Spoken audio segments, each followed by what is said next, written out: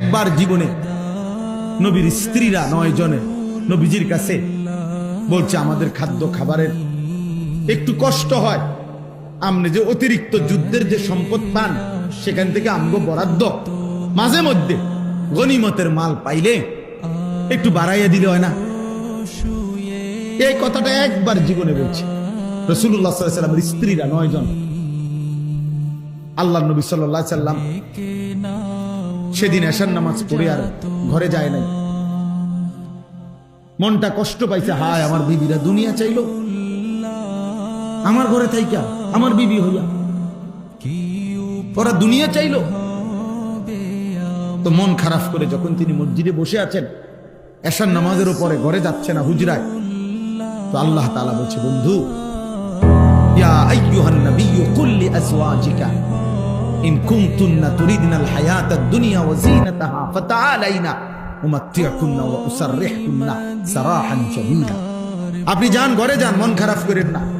আপনার বিবিদেরকে গিয়ে বলেন, হে বিবিরা, যদি তোমরা দুনিয়া চাও, সম্পদ চাও, তো যা লাগবে, যা কিছু ফার্নিচার, আসবাব, গহনা, কসমেটিক্স যা লাগবে বলো, আমি সব তোমাদেরকে দিয়ে দেব, এক শর্তে, শুধু আমি রাসূলের স্ত্রী এটা ছেড়ে দিতে হবে। বুঝেন নাই? মুহাম্মদের স্ত্রী থাকতে পারবা না, আমার থেকে তালাক নিয়ে নিতে হবে, এরপরে যা বলো সব দেব, সব দেব। وَإِن كُنتُنَّ تُرِيدْنَ اللَّهَ وَرَسُولَهُ وَالدَّارَ الْآخِرَةَ فَإِنَّ اللَّهَ أَعَدَّ لِلْمُحْسِنَاتِ مِنكُنَّ أَجْرًا عَظِيمًا। আর যদি আল্লাহকে চাও, রাসূলকে চাও, আখিরাতকে চাও, তো এখন নিয়মিত নেক আমল করতে হবে, মুহসিনাত হইতে হবে, মানে নেককার নারী হইতে হবে। তাহলে আমি আল্লাহ ওয়াদা দিলাম, সর্বশ্রেষ্ঠ বিনিময় জান্নাত দিয়ে দেব।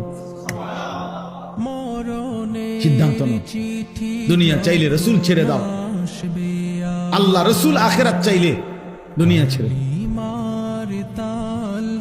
আল্লাহ নবী সাল্লাল্লাহু আলাইহি ওয়াসাল্লাম আম্মা জান আয়েশা রাদিয়াল্লাহু তাআলা আনহাকে বলছে, ঘরে আয়েশা নবীর স্ত্রী আয়েশাকে, আয়েশা শোনো, তোমাদের দাবি দেওয়ার ক্ষেত্রে আল্লাহর পক্ষ থেকে এখন আয়াত নাজিল হয়েছে, আমি শুনাইতেছি।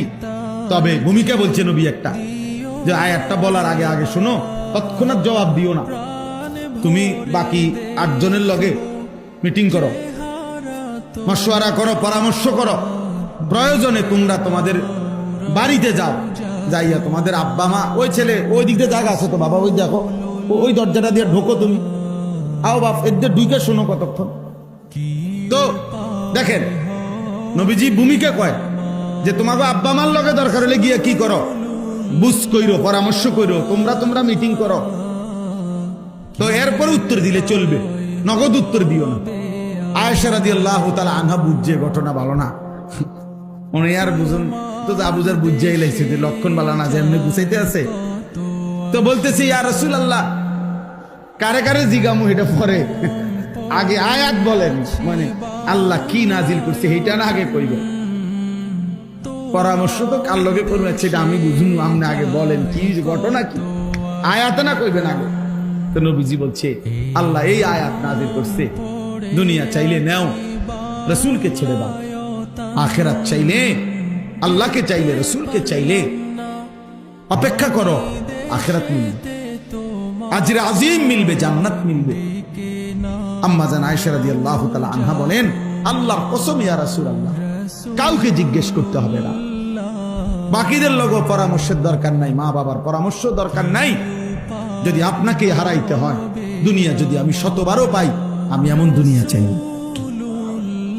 আপনাকে হারিয়ে, আপনার মতো স্বামীকে হারিয়ে এই দুনিয়া আমি 100বার দিলেও নেব।